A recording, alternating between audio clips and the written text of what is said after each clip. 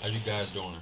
I wanted to address a maybe a little small issue, but it can be a very costly one.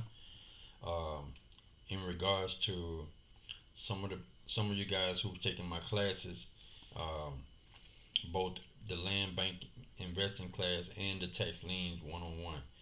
Um, some of you guys are still following my lead when it comes to wholesaling properties, but if you guys notice, it's only every now and then that I'm putting a wholesale property up.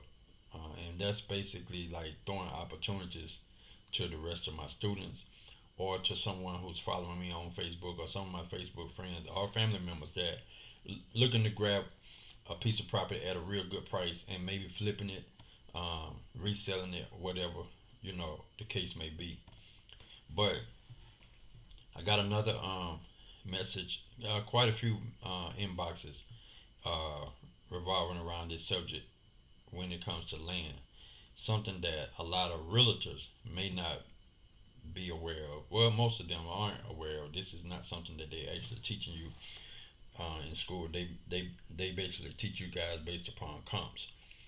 So a realtor today asked me how was I able to sell the land to a client that she had on her roster, um, who had been buying properties from through her for a good little while now. She wanted to know how was I able to sell um, her client the property at the price that I sold it to when she recently seen me post that property on Facebook for 10% of that.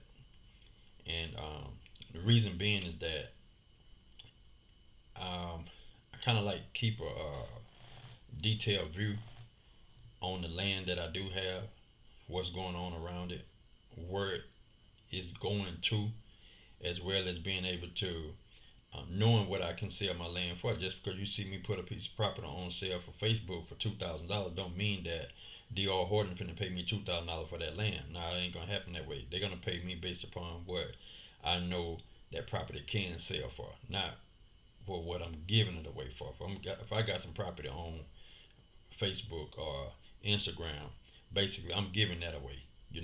It's gonna be way cheaper than what it's worth. But anyway, so this question is gonna be in relation to this particular piece of property right here, which I got.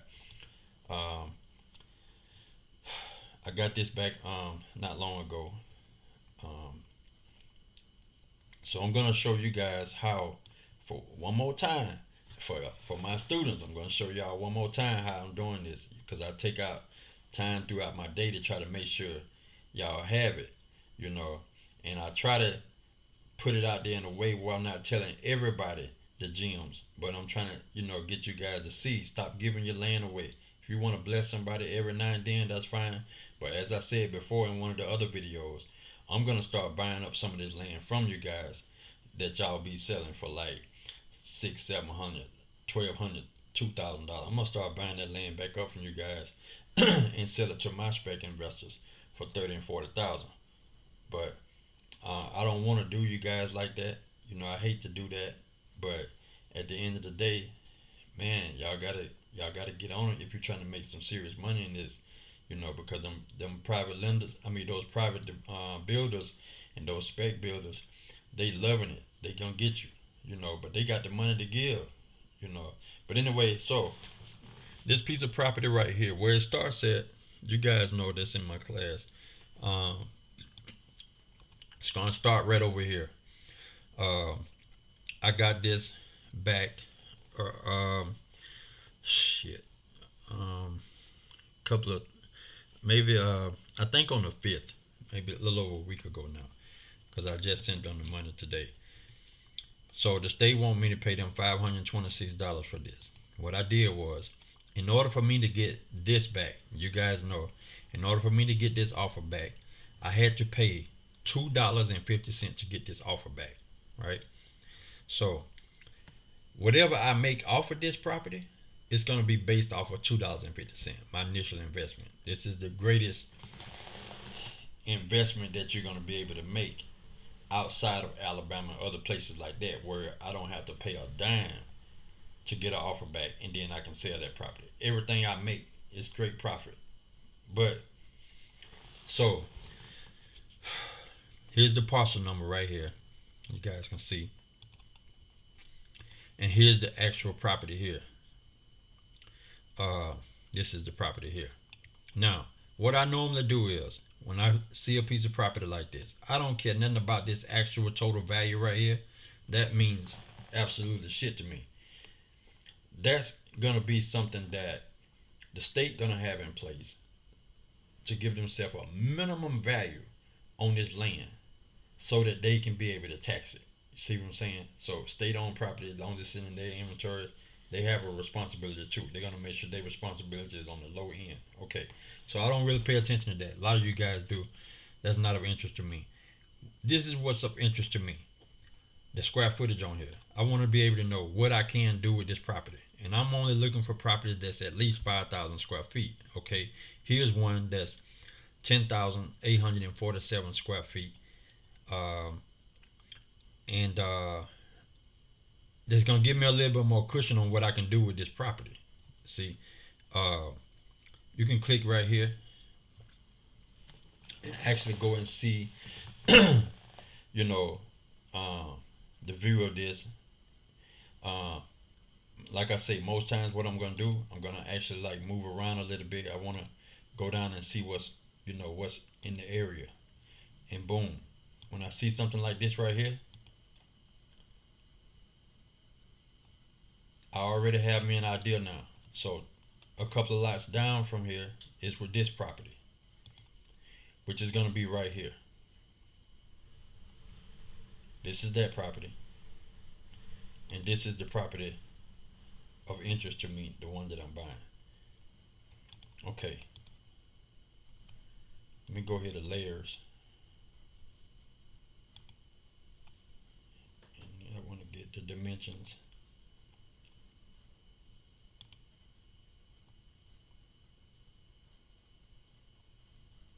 So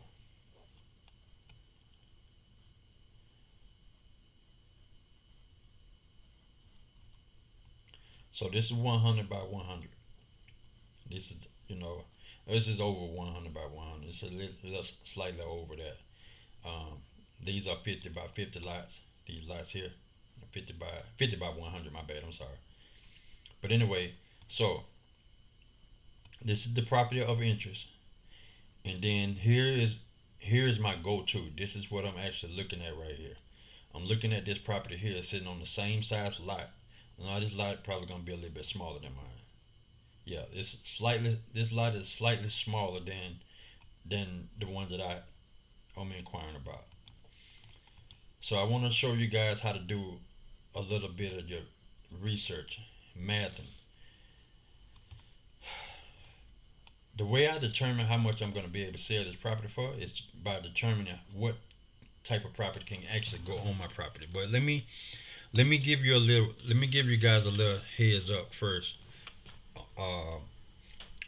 on this, because I got a couple of topics that I'm going to try to cover in this one video that's going to answer some of the questions, another set of questions too, in relation to a home that I sold up in a property that I sold up there in Jackson, Mississippi, and one that I sold in Ocala, Florida. But so let me tell you this so you guys can know the percentage of land that is attributed toward a home. These are going to be like rule of thumbs, right? If you're selling a home to a builder who is going to and I'm speaking on the homes now. I'm speaking on the homes now that I sold in Jackson and the ones in Ocala. They were tore down. They were just like what we call tear down homes. Nobody gonna live in this shit. They just tear it down. So this lady wanted to know, how was I able to sell that old raggedy house for the amount of money that I sold it to her client for, and how was I able to sell the land on the coast for way more than what the comp said it should sell for. Well, let me tell you this right here. See, the education between what you go to school for, to become a realtor, is not really the education that we're actually following on the streets when it comes to these properties, right? Y'all based on comps.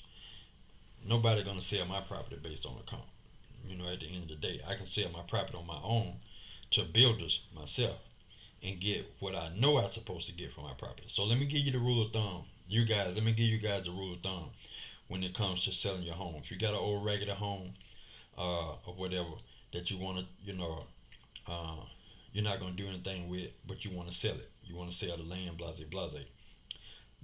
I tip my hat off to several students, and then a couple of these are not students of mine, they're friends of mine, that's doing their thing in the real estate too. Nadia Trippett, she gonna be one over in Mississippi. Edward Mallett, he purchased a few properties that actually have homes on them that may need some work on it, or whatever. So this video will be for you too. Veronica Carr, she's a realtor, slash broker, investor, some of everything. She's doing a whole lot of stuff. She has a whole lot of opportunities for homes and stuff like that all over Alabama, Mississippi, Virginia, some everywhere. She's one of my students. And now Charlene Sims Webb, she just got married. Matter of fact, congratulations to her and her husband. They just got married. She's doing some big things over in Mobile. A close friend of mine, Miyoshi Nelson, she's doing pretty big things over there. Redid one of her homes, got it looking like a Malibu mansion on the inside. But these people here, they know about these type of properties, buying these type of properties. But some of them fix their stuff up. Me, on the other hand, I don't really waste any time doing it. I'm either tear it down and build something else on it, or I'm gonna sell it just like it is. But she wanted to know how was it that I was able to sell that home like that. Okay, so I'm gonna give you guys some jewels, as y'all say I be dropping. I'm gonna drop some jewels on you. All right.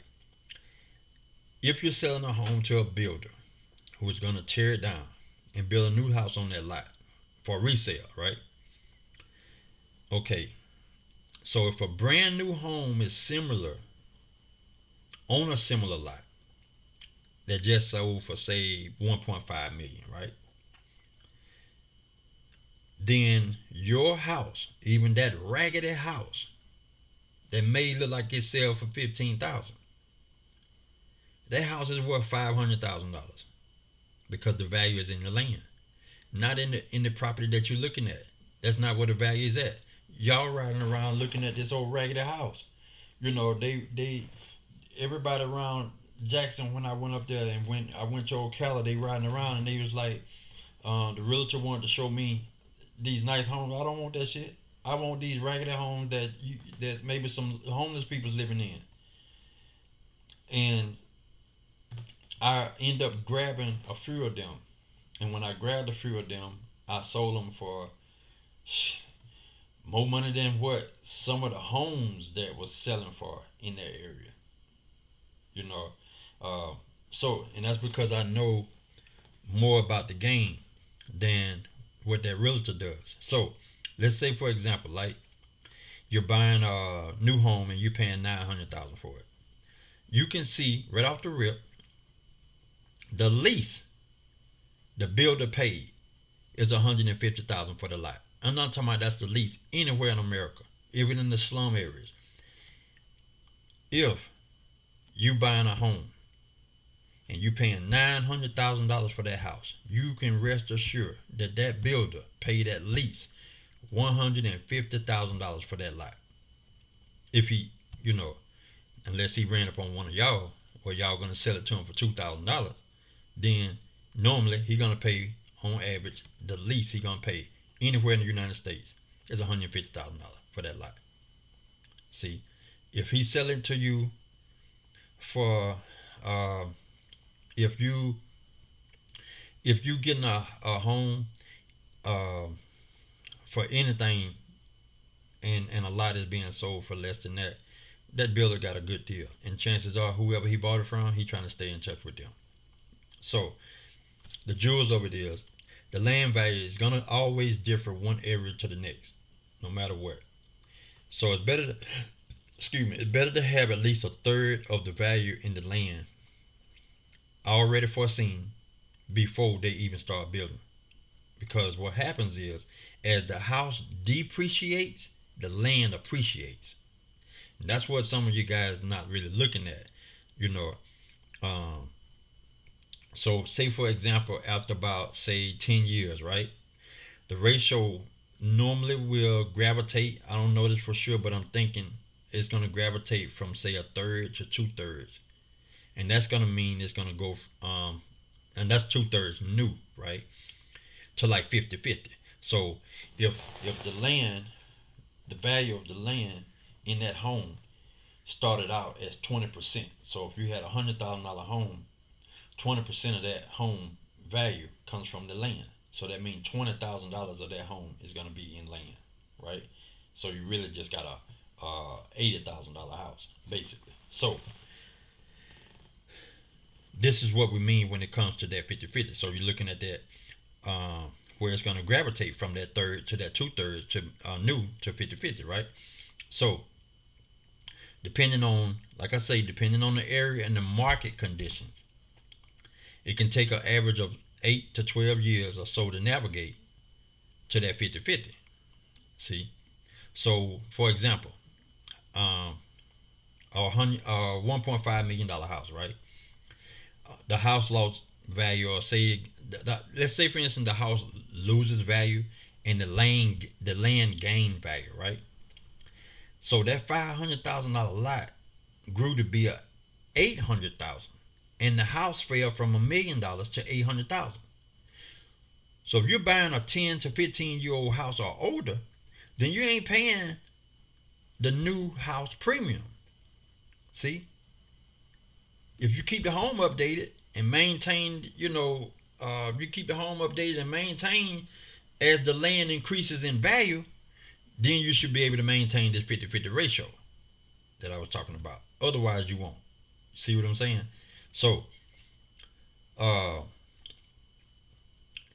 basically, somewhat indefinitely, as you can improve an older house easier than you can improving one that's going to be brand new. See, it's always easier to upgrade an older home than it is to upgrade a newer home, if that makes sense. Now, so let me go back onto the tear down question. Me buying these little ragged ass homes, nobody wants. Nobody even want to look over there at them and selling them for more than what a home sells for in that typical neighborhood, right? Okay, so these old homes, which are, I call them tear downs. So when the highest and best use of the land under your house becomes a new house on it, the land value increases sometimes 99%. Get what I'm telling you now? The land value increases according to the national land surveying websites. They say it increases from 90 to 99%. 8 out of 10 that I checked said 99%. Now, when this happens, it becomes somewhat unwise to put any money into improvements to the house, right? All the value of it is in the land. So, the ragged ass house that I was buying, for me, it was very unwise for me to put even a dime into either one of those houses, talking about improving them. See? Because that's going to lead to more deferred maintenance, causing me to spend more and more money for a dream. So we're going to tear this dream down. Let somebody else handle that. You see what I'm saying? Okay. So, for example, most of Seattle's areas, as they rebuilt after that, they had a massive fire in the early 1900s. People who are close to me, they see me buying a lot of property up in Seattle on the low, but they had a massive fire in about the 1900s, and what they did was they built out as small bungalow type detached homes, and these homes had a smaller footprint, like 800 square feet, right? So even though the people have finished out basement space or attic space to increase the living space of the home, the 800 square foot uh, footprint of the foundation and the structure led to the house becoming obsolete on the land, even though it had greatly appreciated over time. You see what I'm saying? So you have to decide whether or not it's going to be appropriate for you to even do that build. And here's one for example, right? This old home here on the left, let's say for instance it's a tear down. You know what I'm saying? This is one that's going to be, built in the early 1920s, little 800 square foot home, slightly bigger than a hotel room suite, right? Okay, so where's the money in that? There is none, right? Same piece of land. So you take this home, tear this home down, and you build this home here. Now this home is going to be a 2,900 square foot home. See? So would I sell my land to this home, to a spec builder who is finna build this home here that's going to be a 2,900 square foot home? Would I sell him my land based on a comp of what this property would sell for? Hell no. I'm selling my land to him based upon what I know can go on my property, which is this $400,000 home here. See? And I'm going to get me at least 20% of the value of that home, which is going to be $80,000 for a piece of lot that I paid $2,000 for. See? This is not comping. See, the comps say that this property here, the whole property, should sell for maybe $13,000-$16,000 with the home the way it is, right? Now, I'm going to tear it down, or let them tear it down and give me 80. I'm going to sell it to them just like this right here for the 80,000. And they're going to say, hey, where is this $80,000 coming from? This home is only worth about $15,000-$20,000. No, you're going to tear the home down and you're going to build this big home on this property. So yeah, I'm going to have me 80,000. That's where that goes. Okay, so now let's go back over here. I done answered that question with the tear down. Oh, you know what? I need to explain something else too, because this was a question that I also had. I almost forgot you, buddy. Alright, so tear downs. Let me just tell you this. Because a lot of us finna get a lot of tear downs. State finna be turned over. A lot of these are tear down properties. This is the season for that, right? In our market, and just so that we understand, where we coming from with this. I'm not, how can I put it? Getting on to any of my students or nothing like that. But to Sham Shawi, right? This gonna answer your question too. We're in a market. I believe that we thinking of a percentage is meaningless, right? If you doing this tear downs, because the property appraiser views the land and the building value separately. The value to a buyer depends on both the land and its location and the home, right? Okay. I have a number of sites, like quite a few sites, where the home itself may be no value to a buyer because they're tear downs. Ed, he has a property, no value to a buyer. City Slim, my partner down in Miami, they went and purchased some properties up in Georgia. No value to a buyer, right? They all tear downs. But even if they are completely livable, like this home that we're looking at right here, this is a home that's completely livable. Somebody can live in that, right? In that case, the land value is truly 100% of the value of that parcel. your tear down. Even if this home right here is truly livable, I'm not factoring this home in this at all, period. What I'm going to factor in is the fact that this home may be livable, but the true value of my property is going to be in the land itself. At that time, the land is worth more than that home. Y'all got me? So, building a cheap, low quality home on those sites would not increase the value. You see what I'm saying? So let's look at it like this. On the other extreme, right? Basic $20,000 lots would support a modest new construction home, right? That's going to have a value of about $225,000. Easy. Especially down south. So the two percentages that I'm giving in these examples, they don't mean shit. The real answer is looking at each situation to understand the specific market that you're in to determine what level of home can be supported by your land. That's what's important. See, if you're able to understand what you have, if you're able to understand what you have, and you're able to adopt the value that you have in your land, you're not going to give your land away. That's just simply put. You see what I'm saying? You ain't going to give your land away. So anyway, that was to answer those questions. That I wanted to get those questions out the way. So let's get back over here so I can show you guys something. Okay. So this is the lot right here that I purchased. Now I need to know, I want to give myself an idea of how much my property would sell for to a developer or an individual who's trying to buy land to build them a home on, right? Okay, so I want to find that out. So I come right here to this property right here.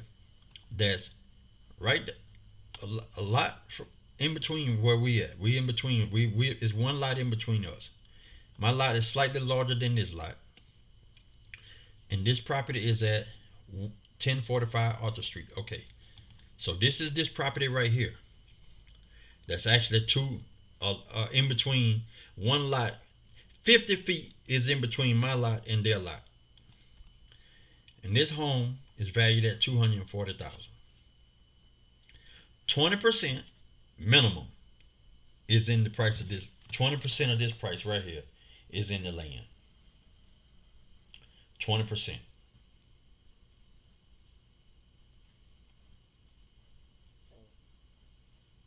So, you guys let this marinate on you.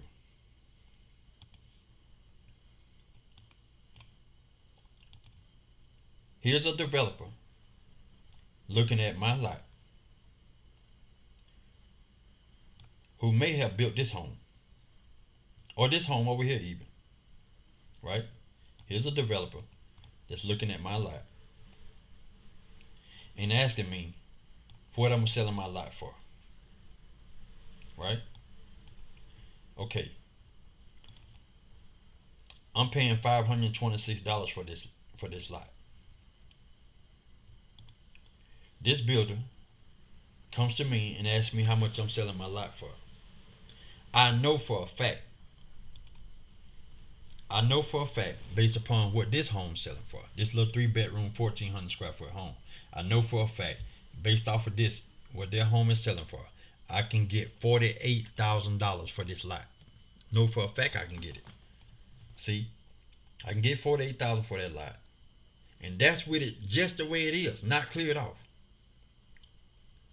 I can get me $48,000 for it. But me as a wholesaler, when I tell you guys that I'm wholesaling, D.R. Horton or whoever the contractor, the builder may be, they're not getting this property from me for $48,000. You know what they're getting it for? They're getting it from me for $20,000. See? And the reason they're getting it from me for $20,000 is because I also am buying these two lots over here. And I'm going to make these two lots one lot. So when they buy this from me for $20,000, they're going to come and get this one here for $20,000. And chances are I'm probably going to pay less than $1,000 for both of them. chances are. See, I'm not a greedy individual. Knowing I can get 48,000, why would I wait on it? Because what's gonna happen is, just as they always been doing, has been telling me, no matter what type of property you get, where you get it at, let us be the first one you let know. And every time I let them know I got a property, they getting it. But I'm also giving them a deal. You see what I'm saying? They looking at the fact that, hey, we only spending 20,000 for this lot, which we should have been spending close to 50. You see what I'm saying? I'm happy with the 20,000 I'm making. The state happy with the $500 and some that they getting, because the state know that any land that Twine gets, he's either gonna build on it himself or he's gonna sell it to someone that's gonna build on it, and we're gonna be getting taxes on that property based upon what's been built on it. So they happy. The builder is happy because he felt like he got over on me, paying me close to half of what he paid for what he should have paid for the property, right? So everybody happy. See? Now, that's what's important, is being able to know this. These are the jewels. These are your own jewels, right? So let's go over here.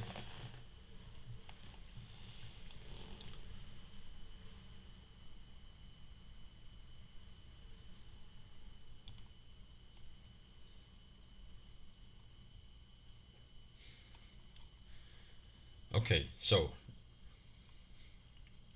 this is the question. What is your home worth? Land plus value, building value, right?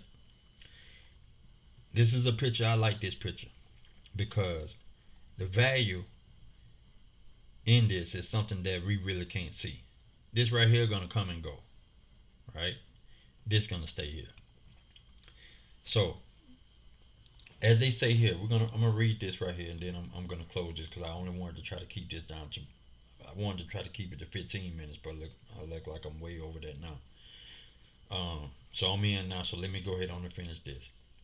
The value of a home is made up of two parts: the value of the land, the dirt, plus the value of the physical structure that's on top of it. Right? That equals the property value.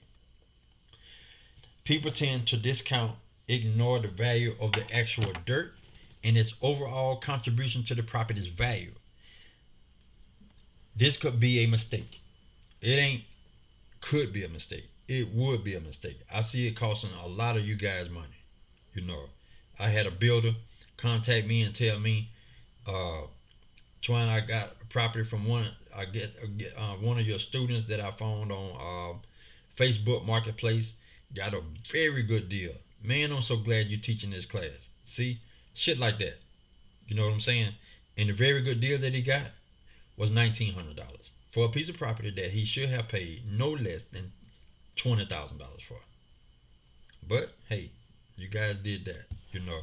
So if you're gonna give properties away, give them to your Facebook friends, your families. Don't do it to these spec investors, these spec builders. Man, they got plenty of money. The money is in the loan of the person who got approved for the home. It's already been given. You know, don't let them jug you like that. They're gonna pay the money. You see what I'm saying? Especially if you're not greedy, they're gonna pay it because they're getting a good deal. Now, so it say in great locations, think oceanfront, an area with a great view, proximity of best schools, restaurants. The land value is tremendous.